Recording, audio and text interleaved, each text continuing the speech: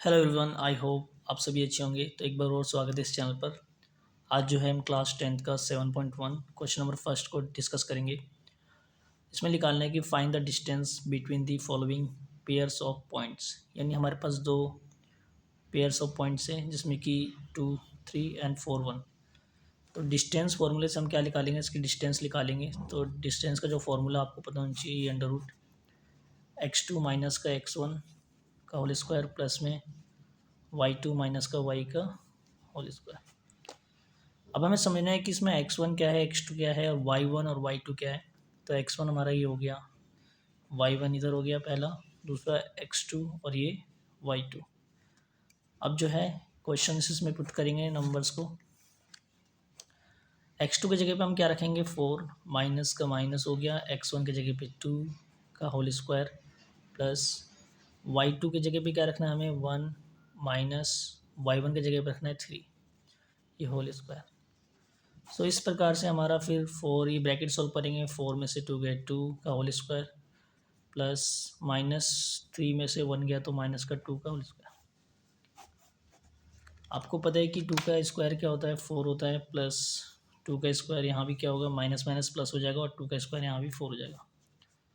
सो यानी हमारा आंसर क्या आया, √8।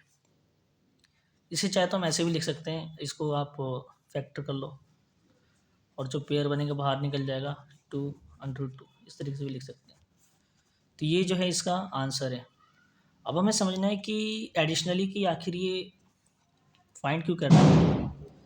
जैसे कि जानते हैं कि फॉर एग्जांपल एक हम लेते हैं, ग्राफिकली इसको समझते हैं। ये 1, 2, 3, 4, 5 ये एक्स वाला होता है, आपको पता है ये वाई इधर 3, 4, 5।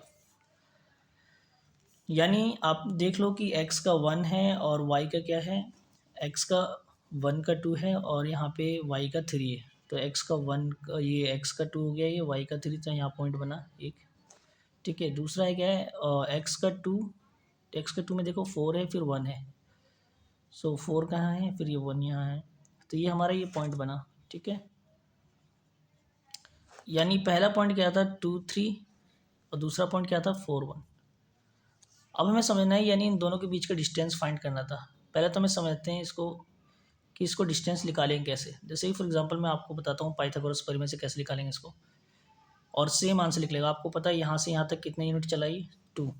ठीक है, 2 यूनिट, और यहाँ से यहाँ यहाँ भी ये 2 यूनिट। आपको पता है ये निकालना है, यानी इनके बीच की क्या है, डिस्टेंस निकालना है।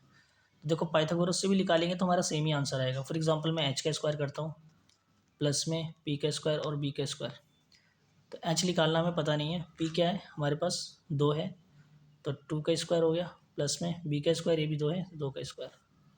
तो कितना हो जाएगा, 4 प्लस में 4 यानी 8 आ जाएगा। और ये एच स्क्वायर जब इधर जाएगा तो क्या होगा, √8।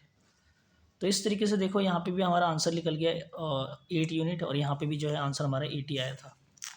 तो इसका मतलब ये कि हमें जो है, मैंने एडिशनली आपको बताया ही, लेकिन आपको ये समझना है कि डिस्टेंस फॉर्मूले से इस तरीके से निकालना है आंसर। आई होप आपको ये समझ में आया होगा। Thank you so much.